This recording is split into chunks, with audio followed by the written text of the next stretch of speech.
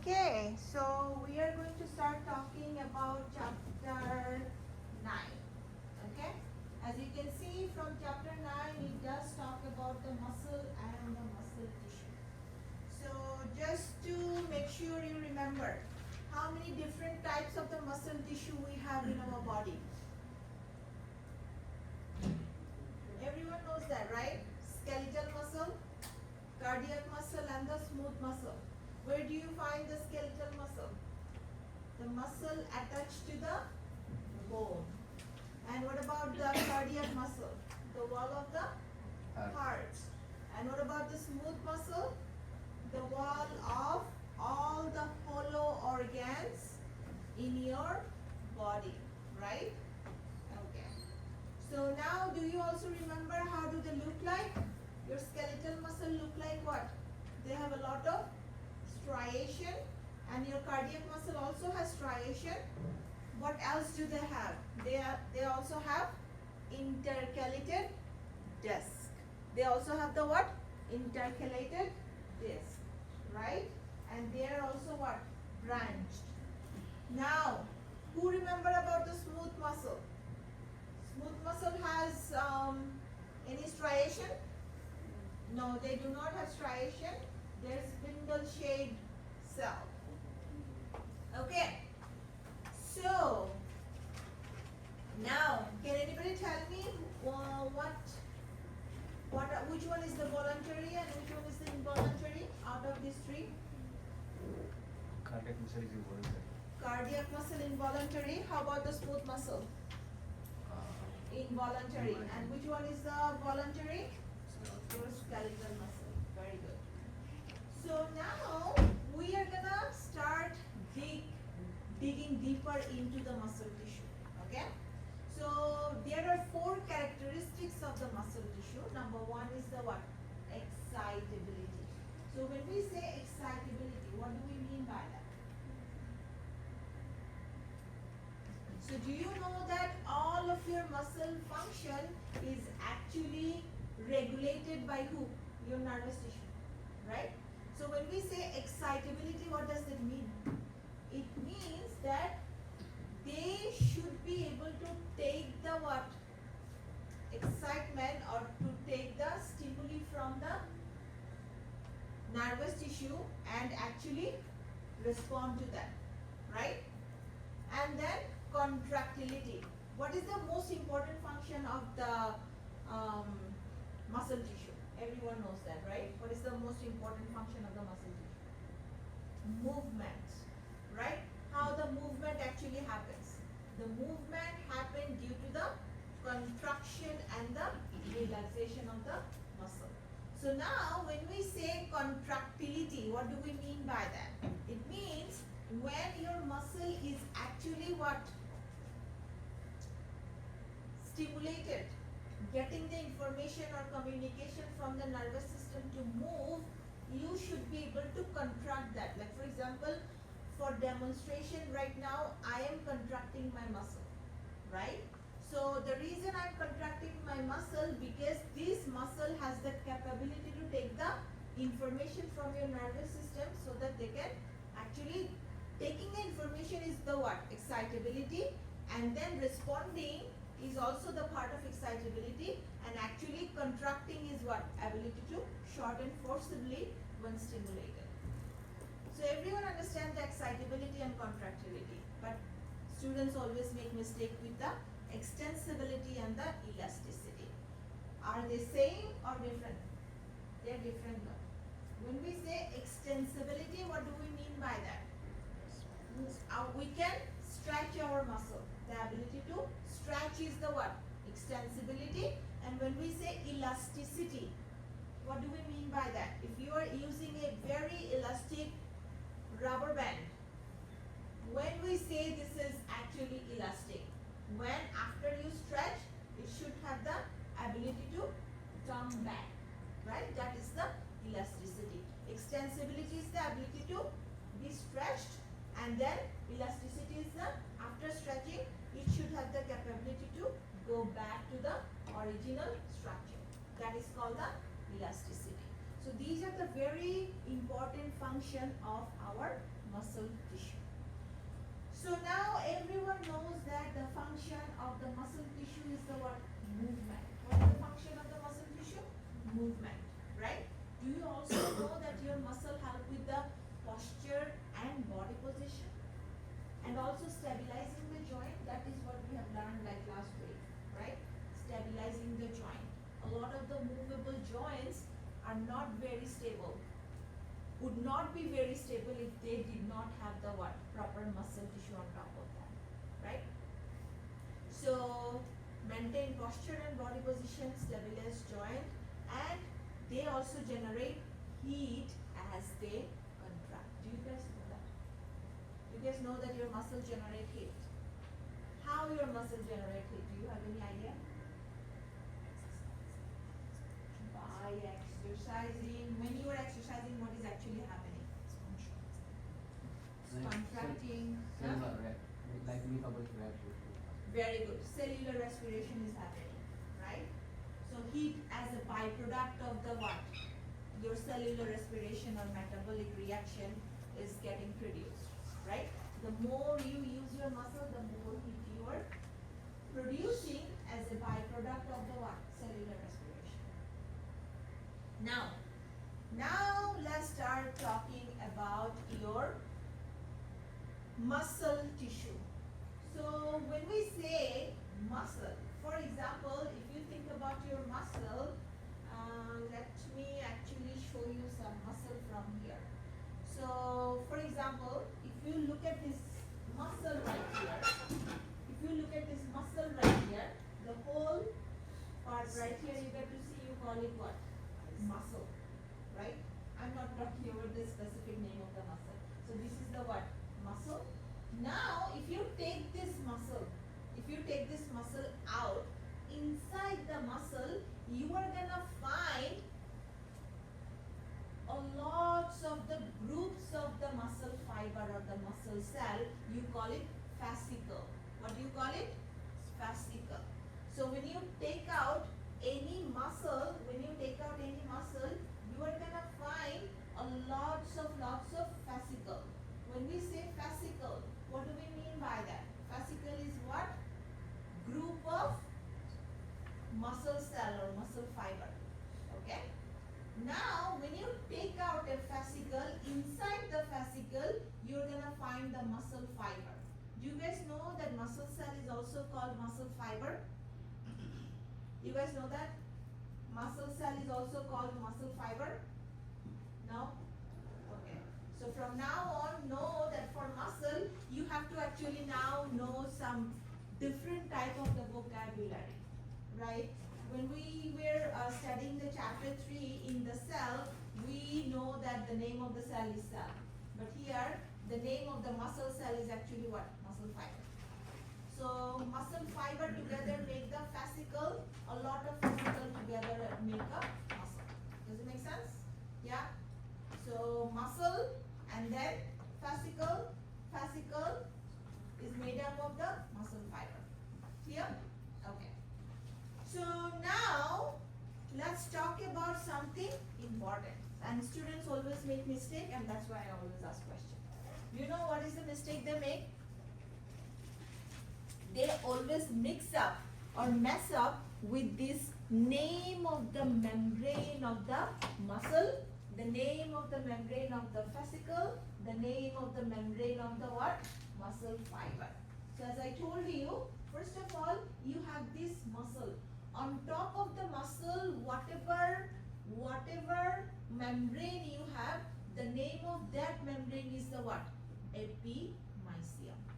Okay? What is the name of the membrane of the muscle? Epimysium. And it is made up of the dense, irregular connective tissue surrounding the entire muscle. Okay? Then, inside the muscle, what do you have? Fascicle.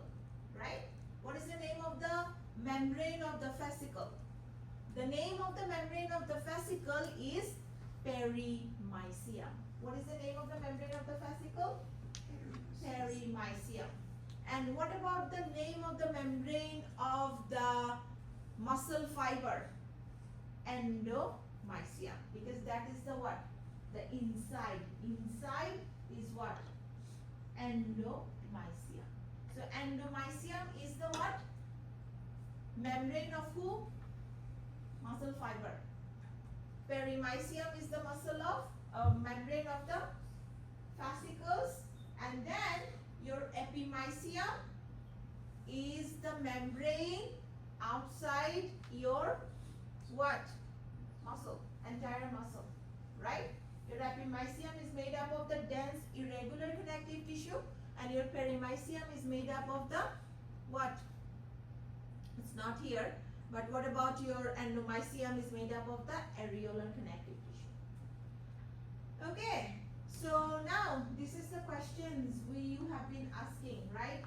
A lot of the time your muscle is attached to at least two places in the bone. Okay, so one part is called the insertion and another one is called the origin. So when we say insertion, what do we mean by that? It means that the attachment to the movable bone. The attachment to the movable bone is called insertion, and the attachment to the immovable or less movable bone is called the origin. Okay? So attachment to the movable bone is called what? Insertion, and the attachment to the immovable bone is called origin. Okay. So now that attachment could be either directly with the bone, or it could be indirect. So when we say indirect, what do we mean by that? It means that your muscle could be attached to the bone by the connective tissue wrapping extend beyond the muscle as rope-like tendon or sheet-like aponeurosis. Okay? Now, as I told you before, that when you are talking about the muscle cell, you need to actually learn about different types of the vocabulary.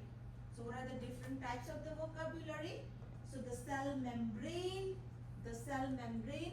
of the muscle cell is called sarcolemma. What do you call it? Sarcolemma. Sarco is coming from the muscle, right? If you see any sarco, that means we are talking about the what? We are talking about the muscle. So the membrane, the plasma membrane of the muscle cell is called sarcolemma, and the cytoplasm of the muscle cell is called sarcoplasm.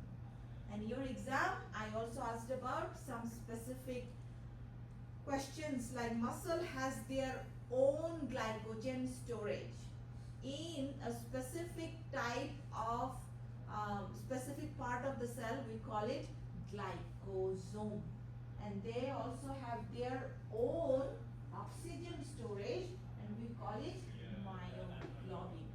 Okay, so your muscle cell is very, very special. So they have their everything own. They have their own glycogen storage in the glycosome, and they have their own oxygen storage in the myoglobin. Okay? They also have a very important and modified organelles. We call it myofibril. That myofibril is giving the muscle this striated appearance, and these are basically the what? Contractile unit. The contractile unit is the what? Myofibril. The contractile unit is the what? Myofibril. That is the one is going to help you with the what? Contraction of the muscle. Now, your myofibrils are very densely packed rod-like elements. Single muscle fiber can contain thousands, accounts for 80% of the muscle cell volume. As I told you, your myofibril gives you the striated appearance.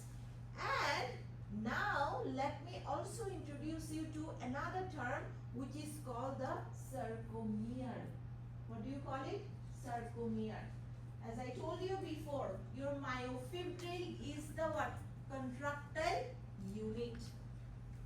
But in your exam, if I asked you, what is the name of the contractile unit? Contractile unit, if there is myofibril, that's the good answer. But if they have sarcomere, then sarcomere is the what? Best answer. Okay?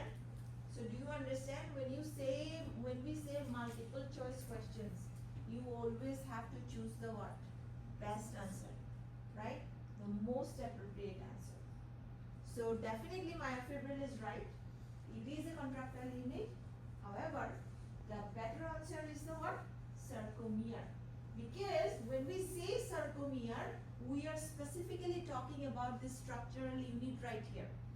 So if you look at this myofibril right here, you see that there is a zigzag right here. This zigzag is called the what? Z-disc. What do you call it? Z-disc. So two Z-discs together is making one sarcomere. Two Z-discs together is making the what? One sarcomere. Two Z-discs together is making the what? One sarcomere. Okay? And from that Z-disc, there is a very thin filament coming out. We call it actin. The blue one right here. Okay? We call it what? Actin. And if you look at this sarcomere, inside the sarcomere, there is this red band in the middle of the what? Z-disc. We call this M line. And from the M line, there are this red filament coming out. We call them myosin. What do we call it? Myosin.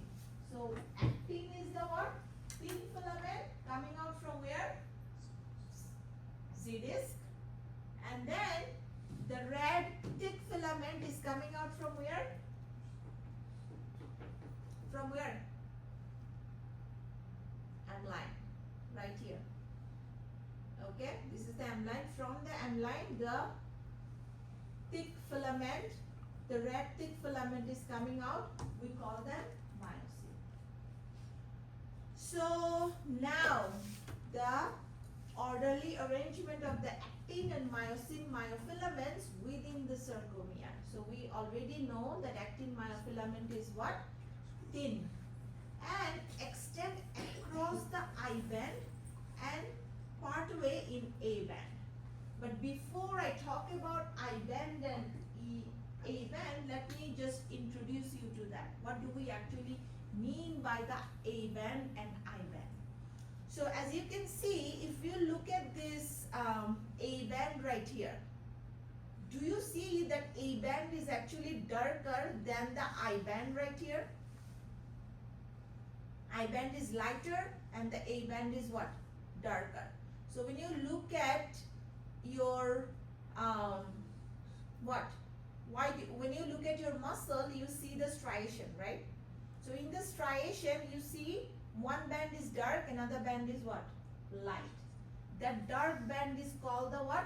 A band. And the lighter band is called the what? I band. Okay? So now, why the A band is actually darker? The reason A band is actually darker is because in the A band, you have the what? Thick filament myosin and also the what? Overlap of the thin filament. Together is making the darker A band. And when you look at this I band right here, what do you see? Only the thin filament. That is why this region right here is the what? Lighter, right? And these are all anchored to the Z-disc. Can you remind me what is Z-disc one more time? When we say Z-disc, that zigzag that you see right here, that is called the Z-disc. And from the Z-disc, which filament is coming out? Which filament is coming out from the Z-disc? Actin. Thin filament. Very good. So now, as I told you, your myosin or thick filament is coming out from this what? M line right here. Okay. So now let's talk about the M line. So look at this model right here one more time. So you have this M line. From the M line, you have your thick filament coming out, and from the Z disc, your thin filament coming out. Okay. So now around the M line, around this M line, part right here is called the H zone. The lighter region in the middle of the dark A band is called the H zone. And when we say amylin line of the protein that bisects H zone vertically. And when we say I band, it's the lighter region where you usually find the Z disc, and from the Z disc, the what? This is the Z disc. From the Z disc, this blue thin filament is coming out. Okay. So one more time, when we say thick filament, what do we mean by that? What is the name of that filament? Myosin. And when we say thin filament, what is the name of that? Actin. So in the thick filament,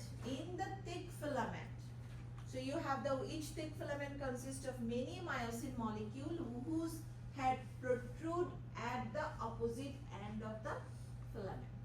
Okay. So now let's talk about the thin filament.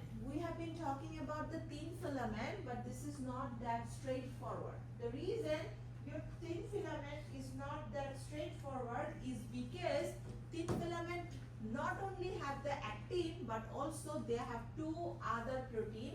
We call it tropomyosin and troponin.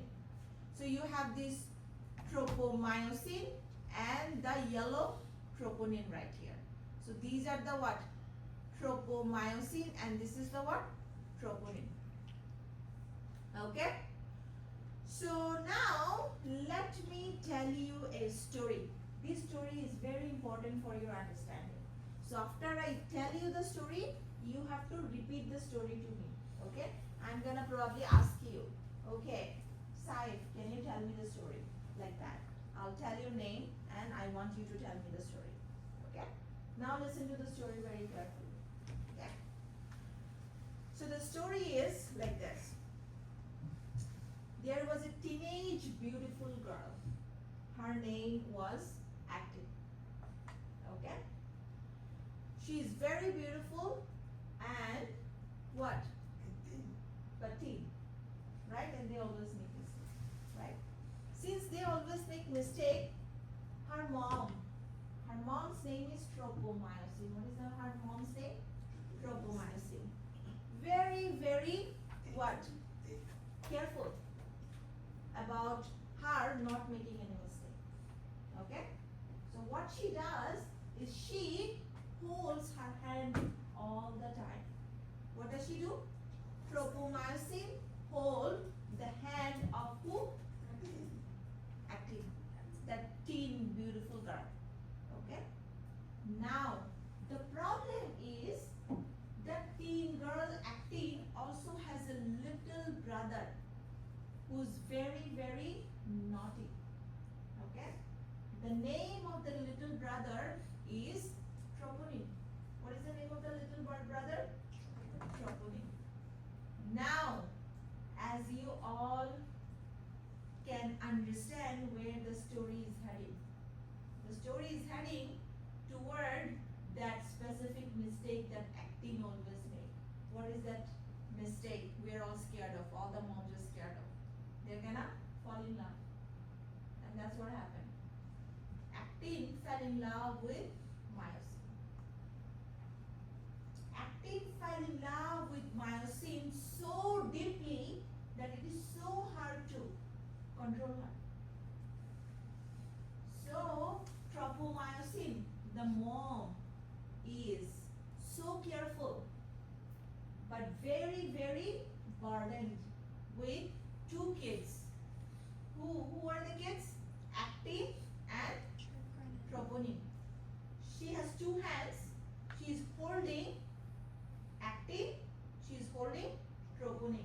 Because Actin can go to the myosin if she let her go, and troponin will go to probably stranger or go to chocolate or go to anywhere that can make a problem, right?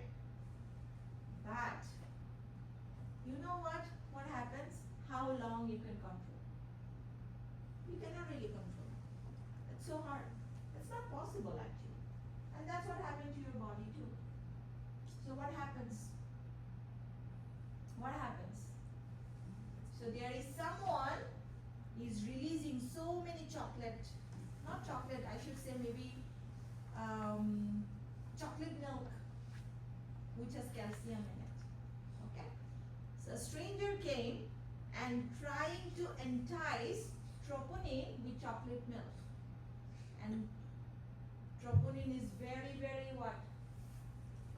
Excited for the chocolate milk, and she would leave her mom and go and get the what? Chocolate milk.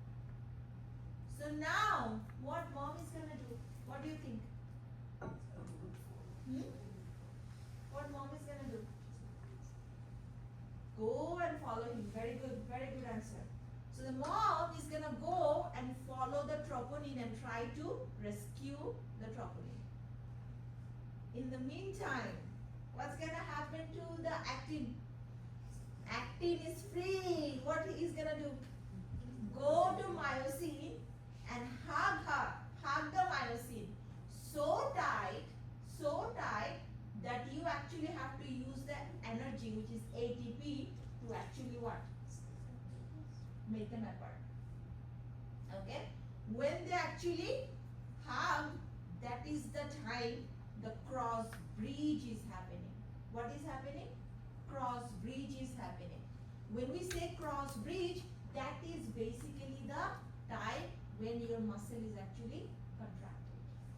So actin and myosin, when the actin and myosin is overlapping with each other, hugging each other, that is when you have your muscle contraction happening.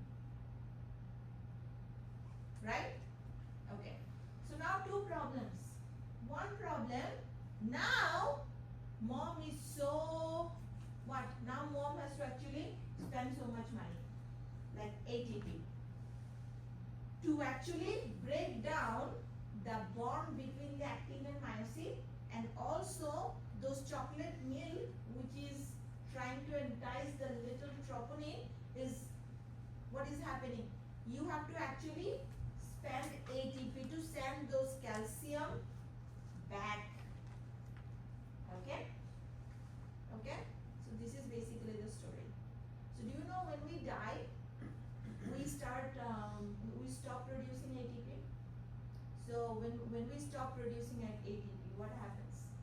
So now, if you stop producing ATP, after actin and myosin actually come into the contact, you need the ATP to actually what? Separate them. If you cannot separate them, your muscle cannot relax anymore.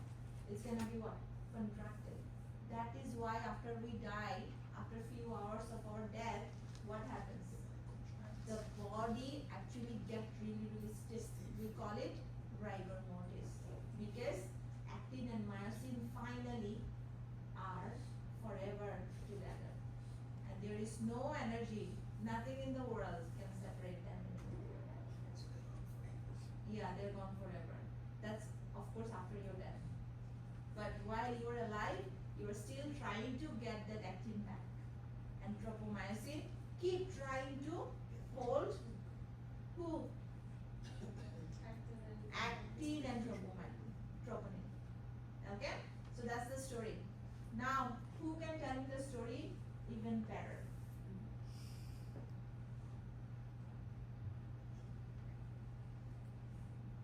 Claudia. All I know is that there's a mom named tropomyosin. She's got two kids, actin and troponin. And Troponin. And she's trying to hold both of them. One of them wants to leave for sugar, which chocolate. The other one wants to leave for myosin.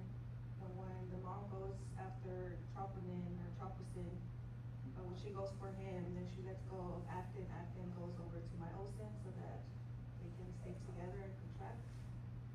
So it's just The muscle contraction. yeah. Okay. Or cross bridge. Can you tell us?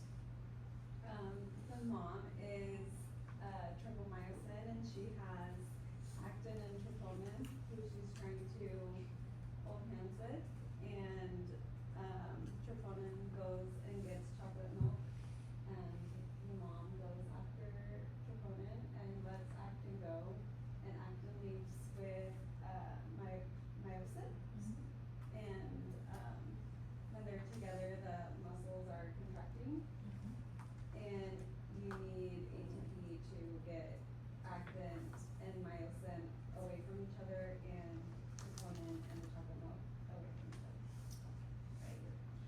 Okay, so now let's work together to learn everything, see everything makes sense or not makes sense, okay?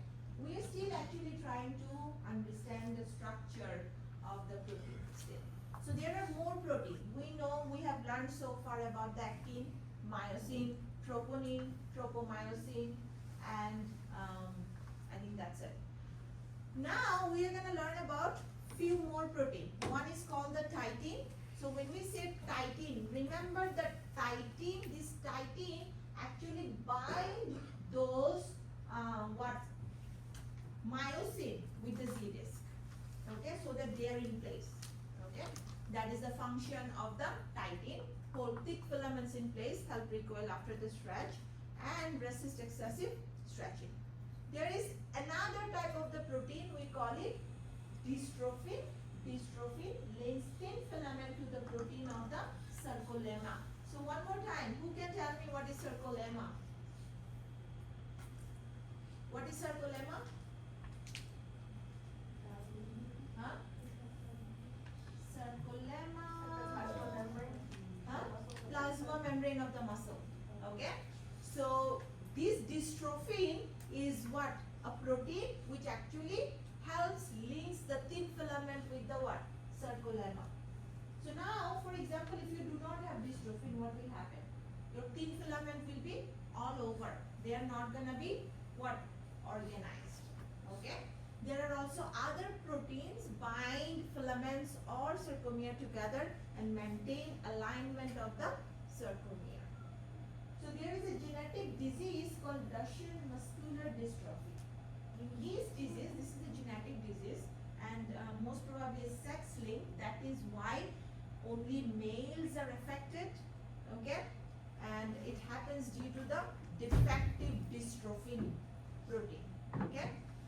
So now, the sarcolemma of the DMD patients tear easily and allowing entry of the excess calcium which damages the contractile fiber. So the calcium is the what? The chocolate milk, right? Which has the calcium. So the more calcium you are giving, what will happen? Troponin will go, and then tropomyosin is what? Stressed out, and actin is very happy with the what? Myosin. Okay? So that is what is happening. So that is why you have the calcium which damages the contractile fiber, inflammation and cell death. And disease progression from the extremities upward, finally affecting the head, chest muscle and the cardiac muscle. With supportive care, people with DMD can live into 30s and beyond. Okay, so let's see how much you remember. Besides moving the body, what are the functions of the skeletal muscle?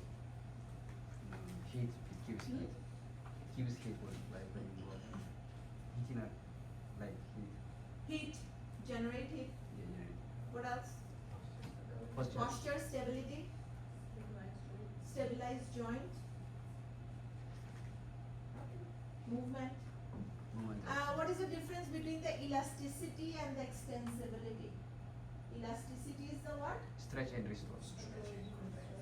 Stretch and come back, and extensibility to be ability to be stretched. Okay. So what are the names of the two myofilaments? Actin and myosin. Yeah. So now, can you tell me what does the H zone represent in a sarcomere? H zone. That lighter part of the dark. The lighter part of the around the line. Yeah. So now, can you also tell me, does the H zone increase or stay the same or decrease during a muscle contraction? So during the muscle contraction, so look at this model one more time, then you will understand. So you have your M line, or this part is the what? H zone. So this is your myosin and this is your actin. So during the contraction, during the muscle contraction, actin and myosin are having together, they are properly overlapping with each other. When they are properly overlapping with each other, what do you think will happen? The H zone will decrease. Yeah? Okay, so now let's talk about some more important understanding right here. Most important part in your, as I told you, you need to learn about the new vocabulary one more time. So we know about the endoplasmic reticulum, right? Endoplasmic reticulum, which is a very important part of our cell, right?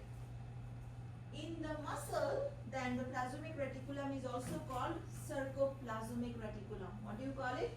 Sarcoplasmic reticulum.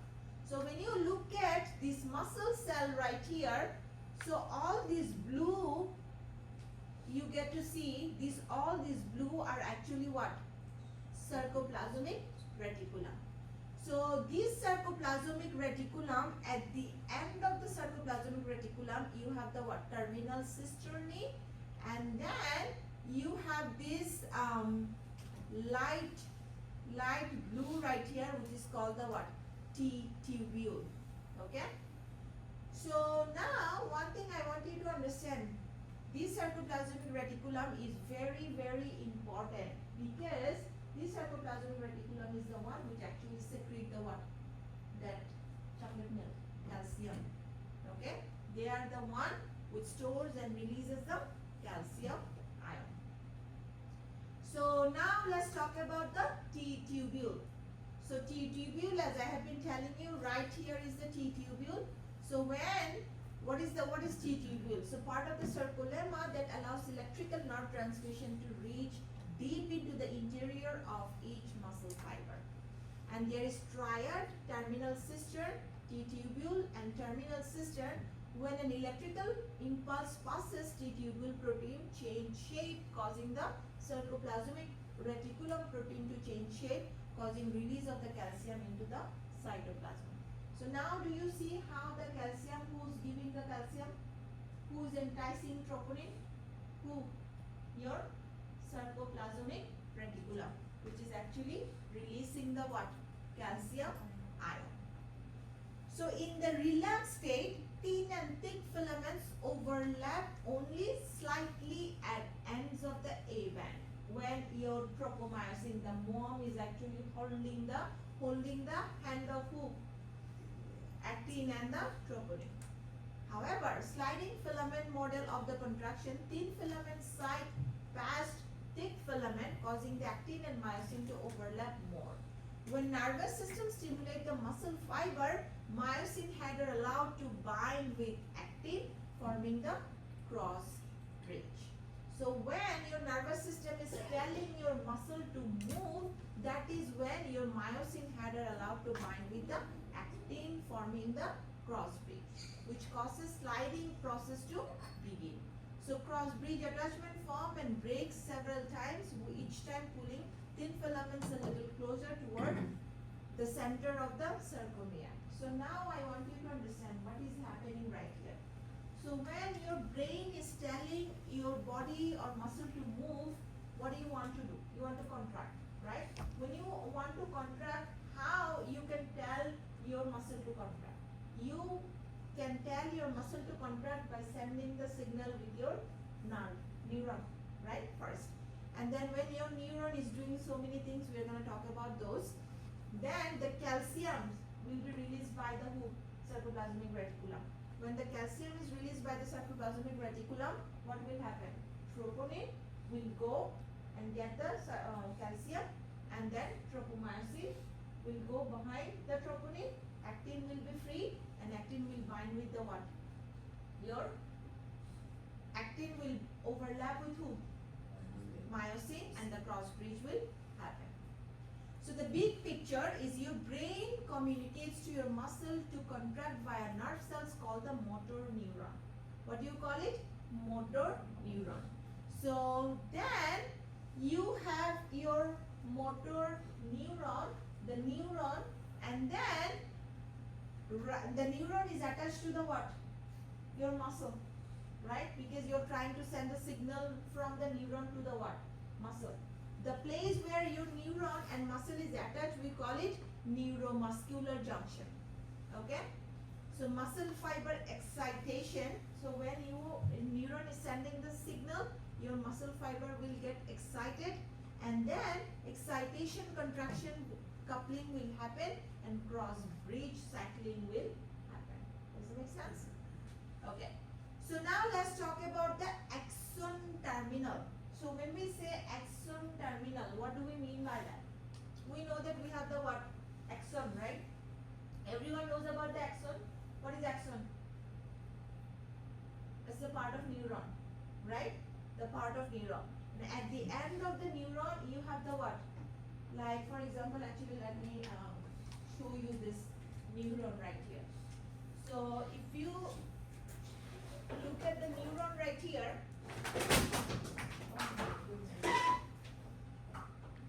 if you look at the neuron right here, at the end of the neuron, you have this, what? You have this end. This is called the what? Axon terminal. The end of the neuron is called the what? Axon terminal. So in the axon terminal and this axon terminal and the muscle fiber, like for example, if you think about this muscle right here, so you have the axon terminal. So actually is, so if this is your what? Muscle fiber right here, and then this is the axon terminal, the place where they are attached to each other is called the what? Synaptic cleft. What do you call it? Synaptic cleft. Okay. So stored within the axon terminal are membrane bound synaptic vesicles. So in the axon terminal you have some synaptic vesicle. This synaptic vesicle contain a neurotransmitter called the acetylcholine.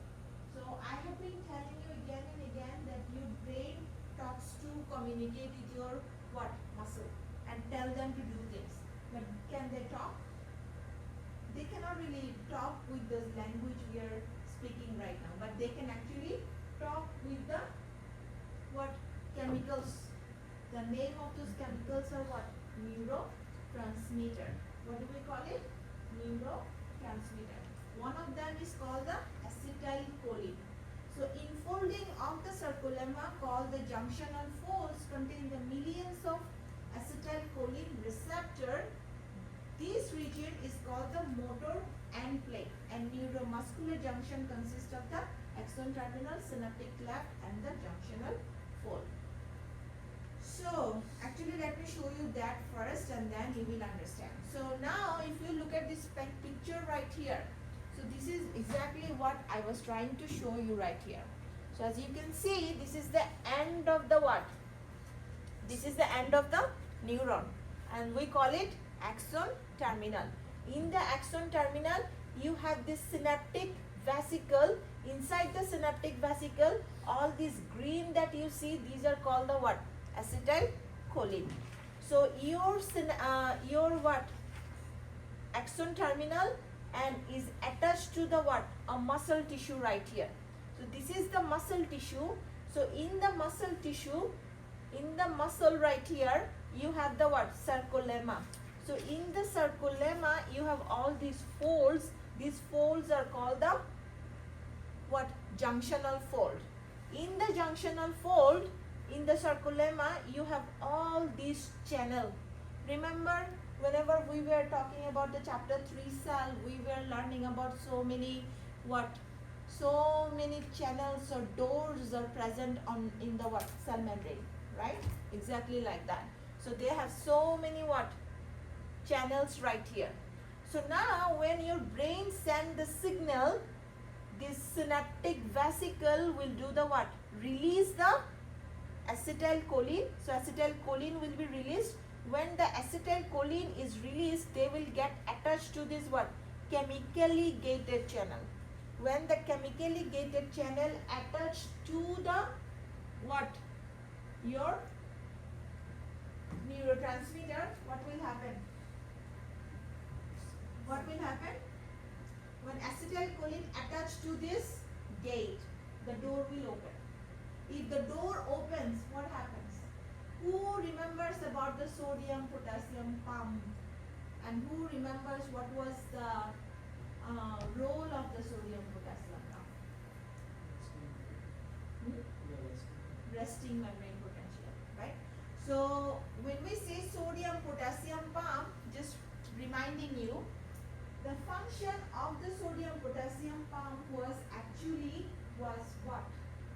To make sure that there is less sodium inside your cell. Right? Less sodium inside your cell. Remember? Okay.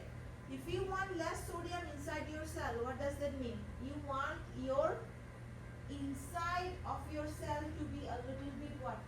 Negative, which is called the resting membrane potential, which is slightly negative. However, whenever your brain sends the signal and synaptic vesicle release the acetylcholine, and acetylcholine attached to this chemically gated channel, what will happen? All the sodium which you had outside will enter into the what? Cell. When they enter into the cell, what will happen? The cell will become negative or positive? It was negative before. Now sodium ion is entering into the cell. What will happen? It will become positive. So before you have sodium ion outside, the resting membrane potential was negative. That is why we call it polarized. Okay. Now after sodium ion enter into the cell, the negative will turn into what? More positive, and then we call it depolarization. Okay. When there is depolarization happening, what will happen? We will talk about that, but I want to make sure that you understand this part very well because this is important. So the first of all, you need to understand a motor neuron fires an action potential down its axon. So the motor neuron's axon terminal releases the acetylcholine into the synaptic cleft. The relationship with your axon terminal and your what? Muscle, this neuromuscular junction, this place right here is called the what? Synaptic cleft. So when acetylcholine binds the receptor of the junctional folds of the sarcolemma, acetylcholine binds causing a local depolarization called an end plate potential. But do you understand what is the depolarization one more time? So do you remember what is the resting membrane potential? Negative. That means polarized. Now if you are sending more positive sodium ion, it will turn into what? Less negative. Okay? That is called the depolarization. When the depolarization happens, that is going to what? End plate potential. Now what will happen? The local depolarization trigger an action potential in the adjacent sarcolemma. An action potential in sarcolemma travel down to the T tubule. Then sarcoplasmic reticulum releases the calcium ion. So do you see what is that? What connection with the story? This calcium ion is the what? Your chocolate milk, right? Which is enticing who? Troponin. So calcium ion binds to troponin, which shifts tropomyosin to uncover the what? Myosin binding site of the what? Actin. So now myosin heads bind the actin. Is it clear? So now contraction occurs via the cross bridge cycle. So do you understand how so many things are happening just so that your muscle can contract? Right? Yeah? Okay. But one thing I want you to understand, for the contraction though, you do not need any ATP. For the contraction, you do not need to use any what? Energy or ATP. So how is it happening one more time? Action potential arrives at the axon terminal. Voltage gated calcium channels open. Calcium enters the motor neuron, and calcium entry causes release of the what? Release of the what? I want you to tell me. Calcium ion causes the release of what?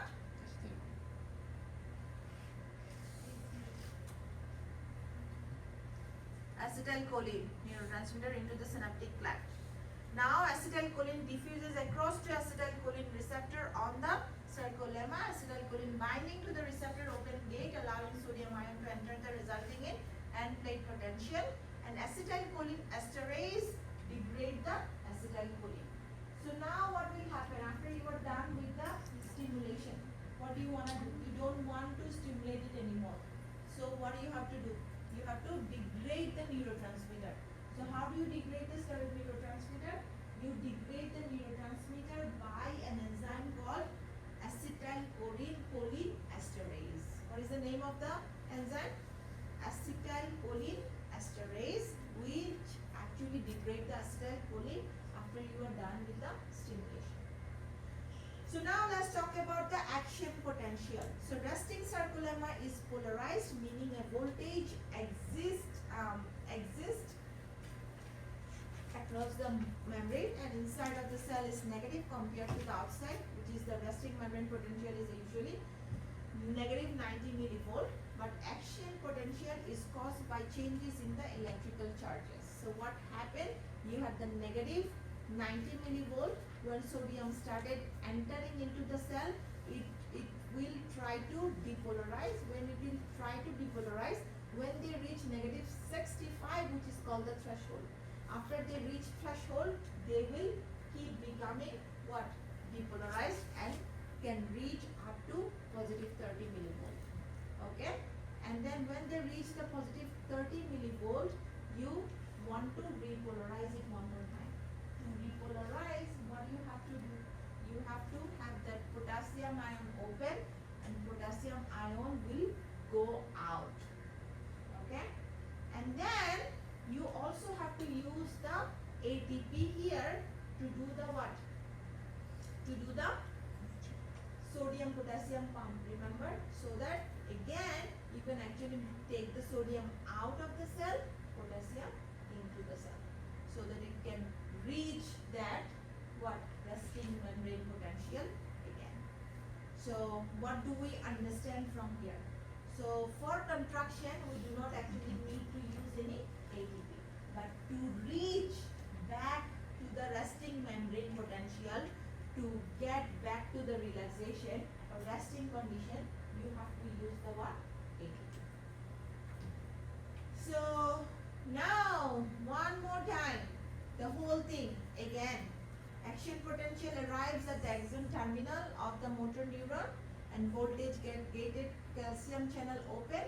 Calcium enters the axon terminal, moving down the electrochemical gradient, and calcium entry causes acetylcholine to get released, and this acetylcholine will come and bind with this gate at the what? Neuromuscular junction, and then they will open the gate. When they will open the gate, what will happen? Sodium will enter the cell, and then that will start depolarizing the cell. And after the depolarization, what will happen?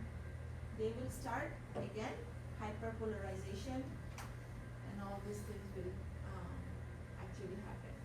So the action potential, this is the same thing one more time. Acetylcholine released from the motor neuron, bind with the acetylcholine receptor right here on the sarcolemma, causes chemically gated ion channel to open, and sodium ion diffuses into the muscle fiber. Some potassium diffuses outward, but not much, because sodium ion diffuses in and interior of the sarcolemma becomes less negative, result in local depolarization called the anechoic potential. So you had negative 90, now this depolarization happen here after the sodium entry into the cell. So now depolarization, generation and propagation of the action potential threshold is reached at the negative 65 millivolt, and voltage gated sodium channel in, an influx of the sodium ion triggers action potential that is unstoppable, and action potential spread across the sarcolemma from one voltage gated sodium ion channel to the next. So it's not only staying in one cell, they are actually moving from one cell to another cell. So finally, for the repolarization, what do you have to do? You have to make it negative again. How can you make it negative again? So you have to make sure all the positive is going up. How to positive to go out? What do you have to do? The sodium ion voltage gated channel close and voltage gated potassium channel open. Potassium efflux out of the cell rapidly brings cell back to the initial resting membrane. resting membrane voltage. Okay, and after you actually do the contraction and relaxation, there is a refractory period. What do we mean by the refractory period? This refractory period means during this period you cannot actually stimulate your muscle anymore. Okay, so muscle fiber cannot be stimulated for a specific amount of time until repolarization is complete. And ionic condition of the resting state are restored by the sodium potassium pump. Remember that also require the energy so that you can actually take the sodium ion out of the cell and potassium ion inside the cell to make it what? Normal again.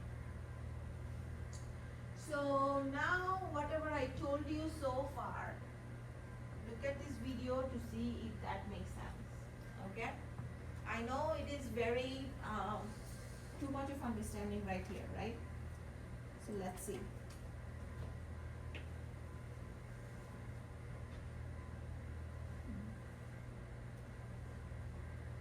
How do you increase the volume right here?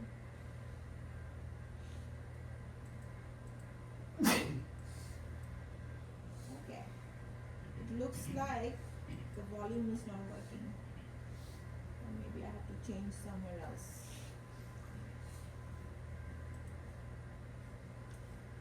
Mm.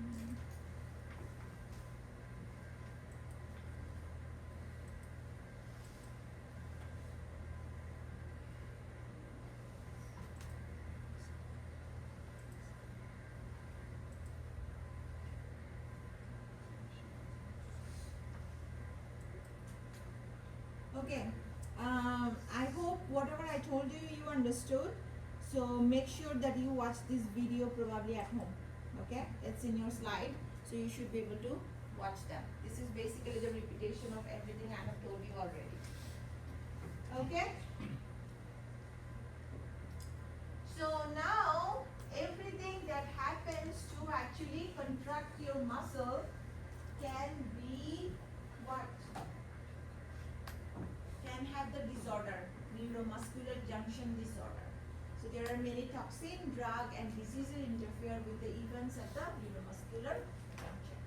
There are some cases like for example botulism, bacterial toxin that prevents the release of the acetylcholine at the synaptic nerve, and there is the tetanus, which bacterial toxin that blocks the release of the inhibitory neurotransmitter in the spinal cord, right? Like for example acetylcholinesterase is not working, right? So resulting in the overstimulation of the muscle.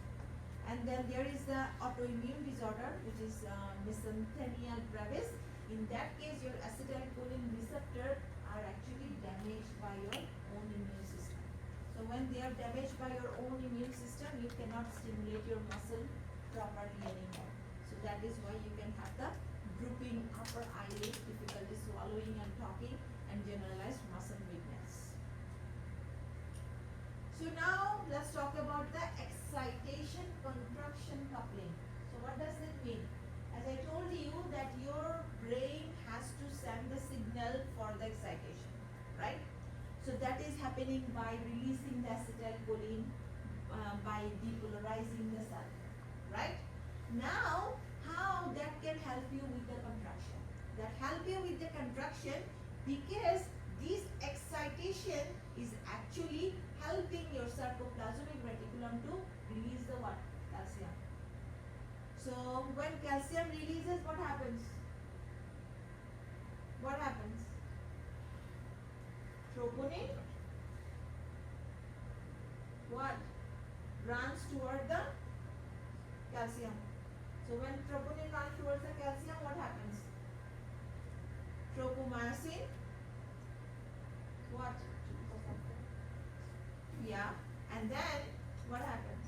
Your actin is free to overlap with who?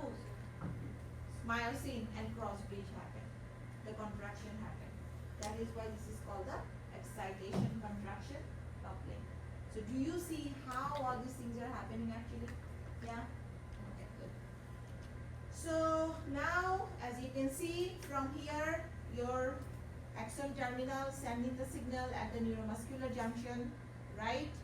Now at the what is happening? Depolarization will tell your calcium ion to be secreted by the who? Sarcoplasmic reticulum, and then what happens?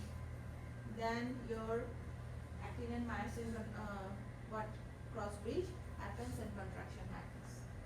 So everything we talked about so far, not repeating again. So this is a really good video.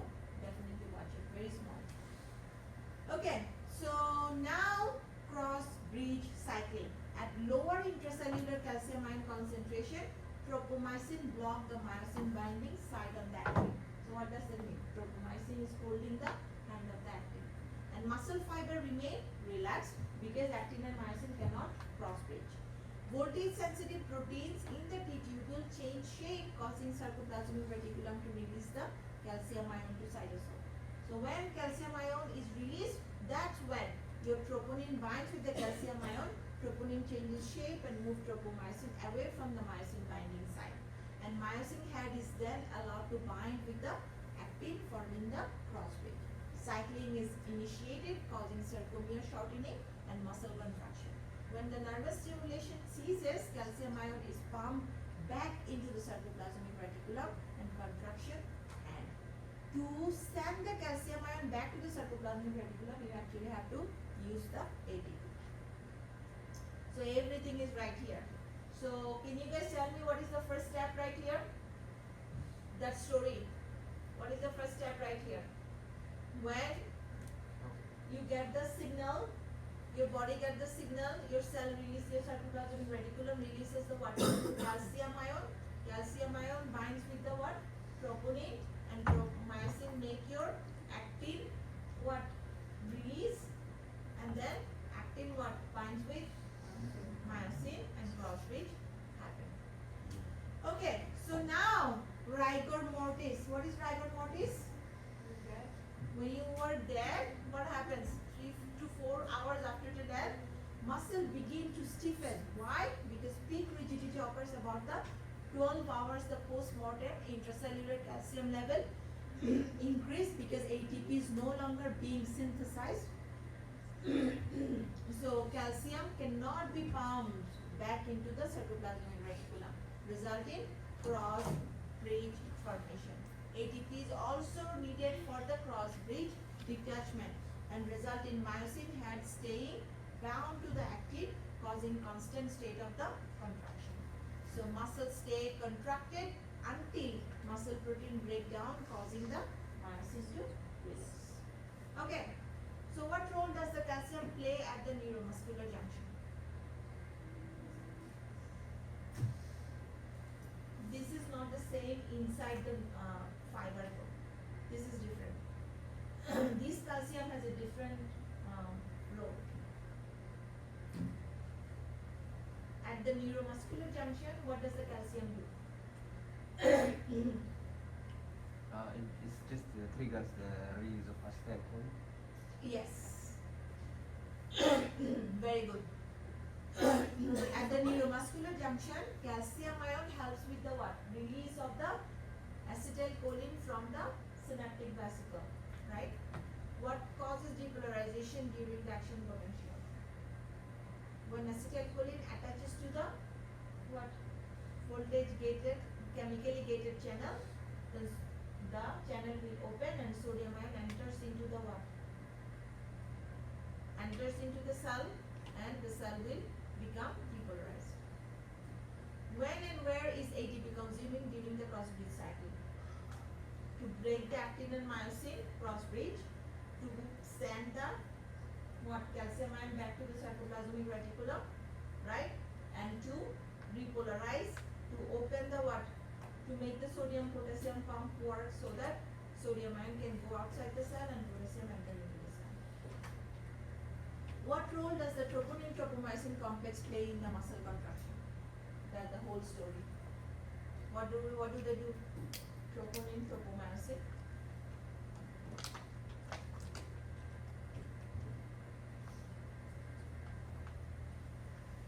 And they allow cross bridge to take place between actin and myosin, so that muscles can contract. Okay. Now let's talk about the motor unit. So when we say motor unit, what does that mean? We know that we are sending the signal so that muscle can contract. So how much muscle? Okay? So your motor unit consists of the motor neuron and all muscle fibers it supplies. So how many motor neuron for the how many what? Muscle fiber, right? Smaller the fiber number, the greater the control. Okay? So when we say motor unit, it basically consists of the motor neuron and all the muscle fiber that is what? Getting supplied with the what? Stimulation. And what about the muscle tone?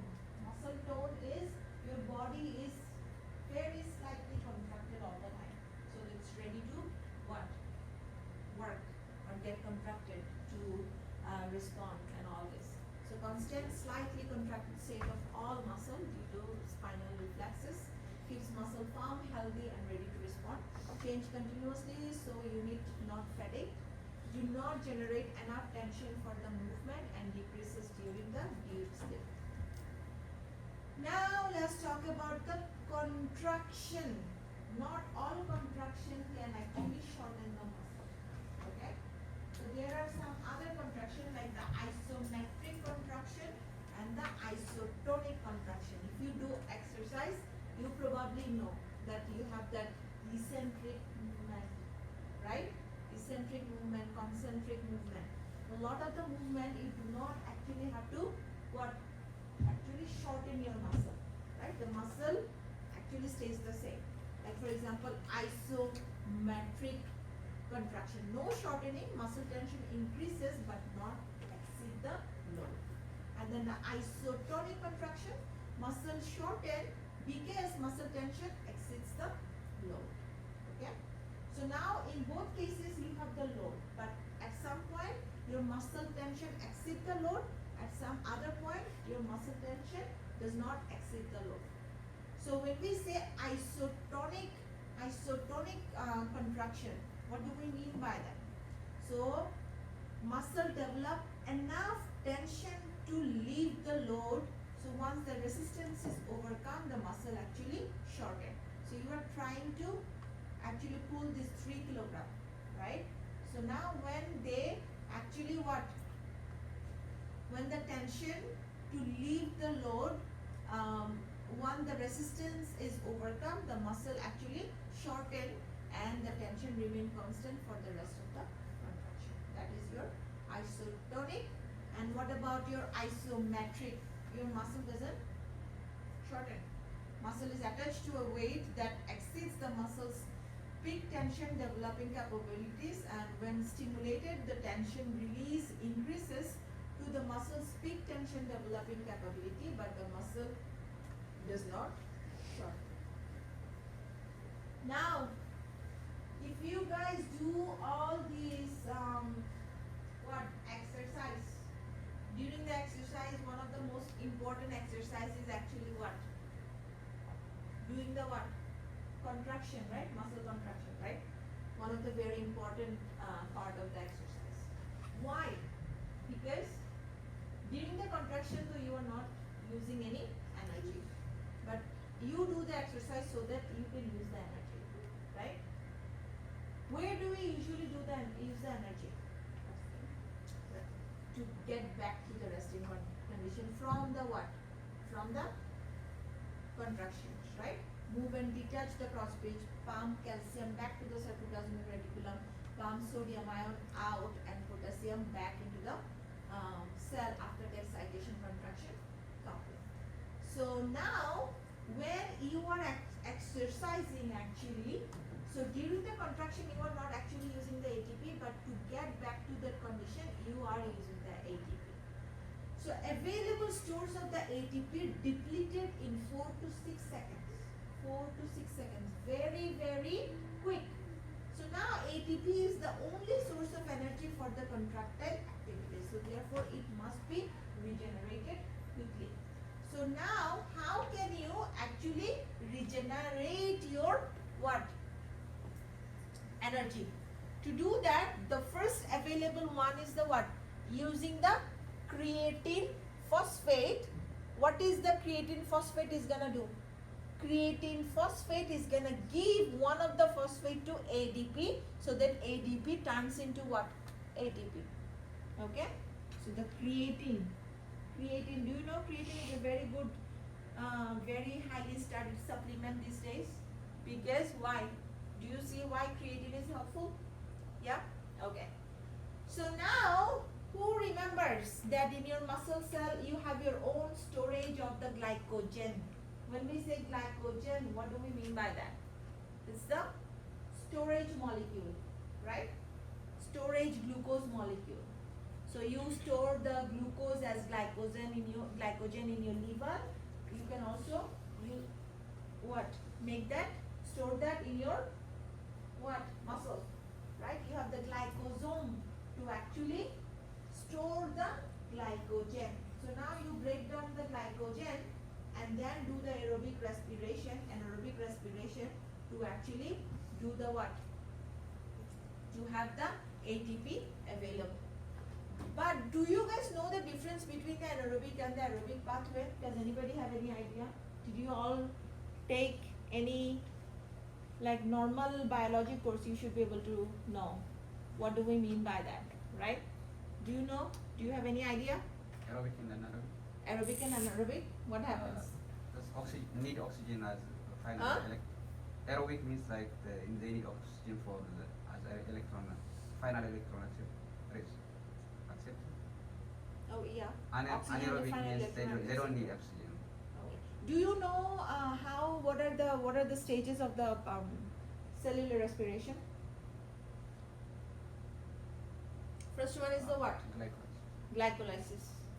Glycolysis require any oxygen? No. Huh? No, right? Yes or no? No. Glycolysis does not require any oxygen. What does the glycolysis do? It converts your glucose to what? Pyruvate. Right? Now, when you convert the pyruvate to acetyl-CoA, that is when you need the what? Oxygen. Okay? When they can be converted to acetyl-CoA, they can go to the what? Mitochondria and then do the what? TCA cycle. And after the TCA cycle, they go to in the mitochondrial membrane, they do the what? Electron transport chain, so that they can actually generate a lot of ATP. But that is only possible when you have the what? Oxygen. However, whenever you are using your muscle a lot during the exercise, so you cannot take that much of what? Oxygen at the same time. So what do you want to do? You want to generate ATP very, very quick just by the what? Glycolysis, which does not require any what? Oxygen. So that is why that is called anaerobic. That is short term, but what? You can use it very quickly. However, if you want to, like for example, I am walking right now very, very slowly. I keep using my ATP. But that use of ATP is happening what? Slowly. When I am using my ATP slowly, what does it mean? It means that this ATP is coming from the aerobic respiration. Because I have enough time to take the oxygen to actually convert the glucose into the what? ATP by using the oxygen. Okay? When you are using like just normal walking, normal going around, like normal type of activities. That is what? That is when you are using the what? Aerobic pathways.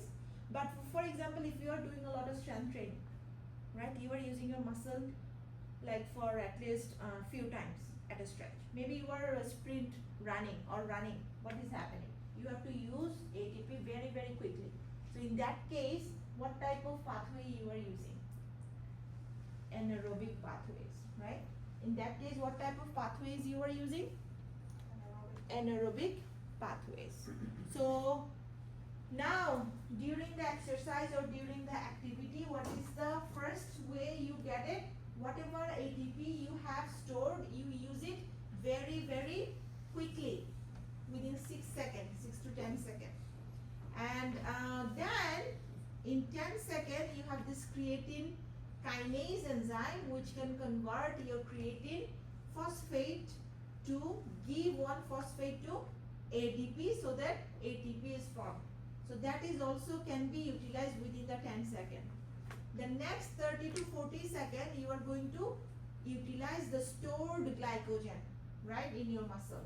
It's broken down to the glucose which is oxidized to generate the ATP. But whenever you are using very quick, that is when you have to go through the anaerobic pathway. But if you are doing it what? Slowly, then what happens? You can actually use the aerobic pathway. So now when your muscle can actually get fatigued, when, for example, if you do not have the proper electrolyte, potassium ion, sodium ion, calcium ion. But do you know the role of this potassium ion, sodium ion and calcium ion? We have discussed already. This potassium ion and sodium ion is associated with what? All the action potential. And calcium ion is associated with what? Enticing troponin, right? And can change disrupting membrane potential of the muscle cell and problems at the neuromuscular junction. So increased inorganic phosphate from the creatine phosphate and ATP breakdown may interfere with the calcium release from the sarcoplasmic reticulum or hamper power. So if you do not have ATP, so that you cannot break the cross bridge, you cannot send the calcium back to the sarcoplasmic reticulum, right? And then if you do not have enough glycogen and if you do not have enough ATP. But your body has so many different ways to generate ATP when you need it. So for a muscle to return to its pre-exercise state, oxygen reserves are replenished, lactic acid is reconverted to pyruvic acid, glycogen stores are replaced, and ATP and creatine phosphate reserves are resynthesized. So all this process require a lot of oxygen. That is why after you are done with any type of exercise, vigorous exercise, you go out of breath. Have you ever noticed that? Yeah? Why? Because you are trying to fulfill the oxygen debt, right? You are trying to take a lot of oxygen together. That is called the oxygen debt. So what did you learn? What does the creatine kinase do? Phosphate to ADP. Create the creatine ATP from the creatine phosphate. So mitochondria are abundant in muscle because of their role in metabolism. What is the role? Produce ATP. Aerobic respiration. What is considered the main reason someone experiences muscle fatigue while running a marathon? Decrease glycogen. Huh? Decrease glycogen. Decrease glycogen, and then what can happen? Less electrolytes, and then what else can happen? You need oxygen. Oxygen, ATP. Why does someone breathe so heavily after they finish a running race? To fulfill the oxygen debt. Okay, so now we're almost done. Factors that increase the force of skeletal muscle contraction. High frequency of the stimulation. Okay? Large number of muscle fiber. Large muscle fiber. Muscle and sarcomere stretch to slightly over 100% of the resting length. All of these actually increase the contractile force. So now, what does it mean? So let's talk about that. So when your sarcomere greatly shorten, what does it mean? You have your actin and myosin, what happened? Properly cross-bridged. And sarcomere at the resting length, what will happen? You have your actin and myosin not cross-bridging. And sarcomere excessively stretched, what is happening? What is happening during that? No tension is there, right? Tension is decreasing, right? Okay. So now let's talk about the velocity and the duration of the contraction. So how fast a muscle contract and how long it can stay contracted is influenced by muscle fiber type. Do you know that you have different type of the fiber? You have some muscle fiber which are oxidative fiber, right? What does it mean? They can only use the ATP from the oxidative one phosphorylation or an aerobic respiration. And glycolytic fiber, they use the what? Anaerobic. So whoever has a lot of glycolytic fiber, they are very good at all the what? Sprinter. They are the sprinter. And if you have the oxidative fiber, you can probably what? A marathon runner or maybe marathon walker, right? You do not get, you use your what? Oxygen slowly, energy slowly, but you can keep doing that. I think I do have more oxidative fiber. I cannot do I do not probably have a lot of glycolytic fiber. I cannot do very excessive kind of exercise. Okay, so what about the speed of the contraction? So you can have the slow fiber and fast fiber. Are you guys familiar with all this? When we say slow fiber, what do we mean by the slow fiber? What do we mean by the fast fiber?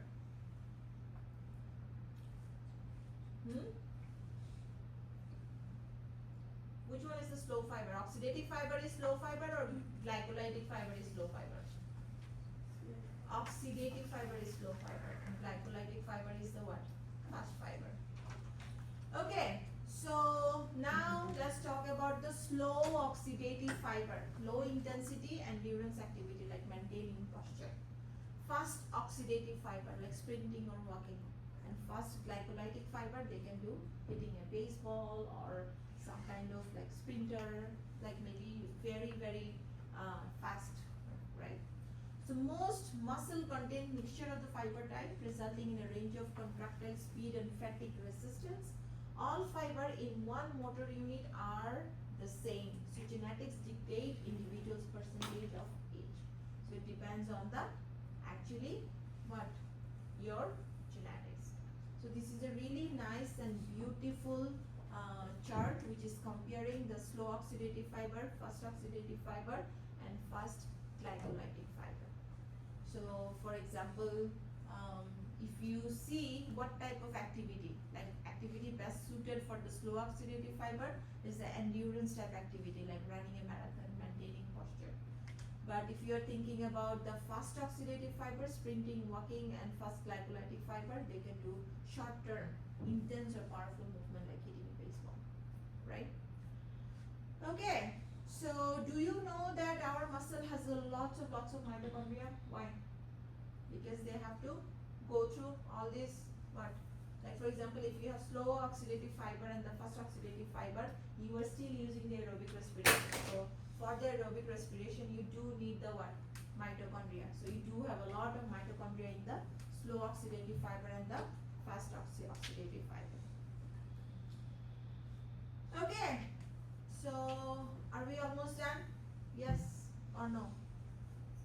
We are almost done. So let me just finish this chapter, right? And then let's talk about aerobic exercise such as jogging, swimming, biking leads to increased muscle capillaries, number of mitochondria, myoglobin synthesis. So do you see why the exercise is actually important? That helps you with making more muscle capillaries, increasing the number of mitochondria and also increase the myoglobin synthesis. Who can tell me what is myoglobin?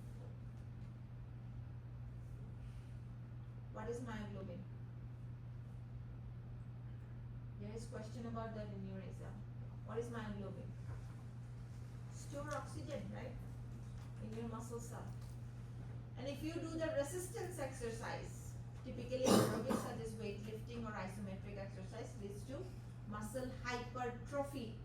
Do you know there is disease atrophy? If you do not use your muscle, you are going to start losing them. And if you use it more, you are going to start producing more.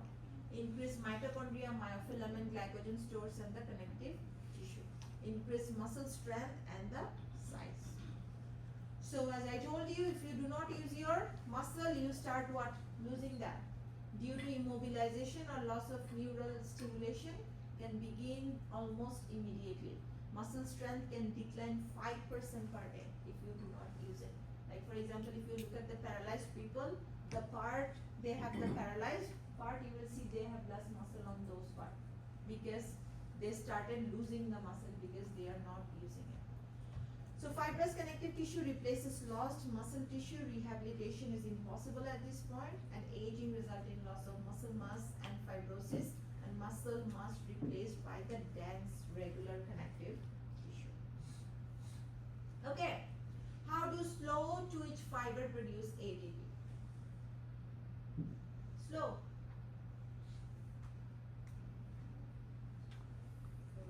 Aerobic, yeah. Which fiber type contains the most myoglobin?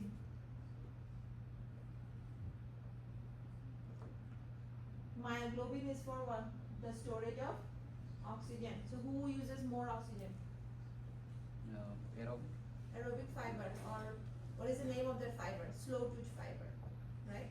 So the slow twitch fiber actually have the most myoglobin. Which fiber type predominates in the muscle used to maintain the posture? Slow twitch fiber. Okay. So we have so many different type of the muscle, right? We have skeletal muscle, we have cardiac muscle, and we also have the smooth muscle. So we have only learned about the what? Skeletal muscle so far. So now let's talk about the cardiac muscle. And we already know that cardiac muscle is short branching fiber, 1 or 2 nucleotide. They also have the striation. They have many mitochondria, use aerobic respiration. They do have intercalated disc. Joint ends of the neighboring fibers, and contraction started by heart's autorhythmic pacemaker cell. Heart rate and contraction force influenced by the autonomic nervous system. Autonomic nervous system. And what about the smooth muscle? Have fusiform shape, no striation. Sarcolemma has varied types of the calcium channel gated by the chemicals, voltage, etc. And transverse tubules absent. So this is something I want you to note, because in the what? In the skeletal muscle you have the T-tubule, but in the smooth muscle you do not have the T-tubule. So sarcoplasmic reticulum sparse outside of the cell is important source of the calcium ion taken in via the invagination of the what membrane called the cavuli. So sarcoplasmic reticulum sparse. So they do not have as much sarcoplasmic reticulum as the skeletal muscle. So this is something we have talked about many times. So you have 3 different types of the muscle: skeletal, cardiac, and the smooth. And we now know how they are different from each other already. So one thing probably you also have to know that what are the components, what do they have, what do they don't have, things like that. Like for example, I already told you in the skeletal muscle you do have a lot of what? T-tubule, but in the smooth muscle you do not have the T-tubule. In the cardiac muscle you do have the T-tubule. What about the myofibrin and the sarcomere? So in the skeletal muscle definitely they are composed of the sarcomere. Cardiac muscle is also, but smooth muscle does not have the what? Sarcomere. That is why they do not have the striation. However, they still have the actin and myosin. Okay. So what about the elaborate sarcoplasmic reticulum? We already know about that. That yeah, there is a lots in the skeletal muscle and the cardiac muscle, but little bit less in the what? Smooth muscle. Presence of the gap junction, no, but the presence of gap junction in the cardiac muscle and the smooth muscle. So cells exhibit individual neuromuscular junction, yes for the skeletal muscle, no for the cardiac, and not for the smooth, because we know that skeletal muscle is what? Voluntary. So you have to have the individual neuromuscular junction. So the regulation of the contraction, definitely voluntary for the skeletal, cardiac, and the smooth, they are involuntary. So what about the source of calcium ion? We know that in the skeletal muscle you have the sarcoplasmic reticulum. So the calcium ion source is sarcoplasmic reticulum in the skeletal muscle and the cardiac muscle, But smooth muscle, they do not have enough sarcoplasmic reticulum, so that is why they also have to take it from the extracellular fluid. What about the calcium regulation? So troponin on the actin containing thin filament and troponin on the actin containing thin filament, but smooth muscle have the what? Camogulin in the cytosol, so it's different. So what about the presence of pacemaker? Since skeletal is voluntary, you do not need the pacemaker, but cardiac do need pacemaker and smooth also need pacemaker. Effects of the nervous system stimulation. Skeletal muscle, always excitation, you are always trying to what? Excite. But for the cardiac and smooth, you can actually have what? Both, right? Sometimes you want your heart to go fast, sometimes you want your heart to what? Less, yeah. So effect of the nervous system stimulation, definite excitation, we have talked about that. What type of fiber do they have? Speed of the contraction, slow to fast. We can do both slow to fast, but cardiac is slow and smooth is very, very slow. What about the rhythmic contraction? No rhythmic contraction because it's voluntary. You just tell them to do it or not do it. That's it. But your cardiac is always in rhythm. Your involuntary smooth muscle is always in rhythm. Response to stretch, contractile strength increases with the degree of the stretch. So they can have aerobic or anaerobic metabolism. And since these are all slow, they will usually have the what? Aerobic respiration. Okay, we're almost done. In which of the three muscle tissue are intercalated disc found? Cardiac. Cardiac. What is their function? Maybe touch. Involuntary movement, right? What are the locations of the smooth muscle? Like blood vessels. All the hollow organs inside your body. Smooth muscle is characterized by all of the following except there are more thick filaments than thin filament. There are no sarcomere, there are no contractile intermediate filament that attach to the dense bodies within the cell, or it appears to lack troponin. Which one is not true?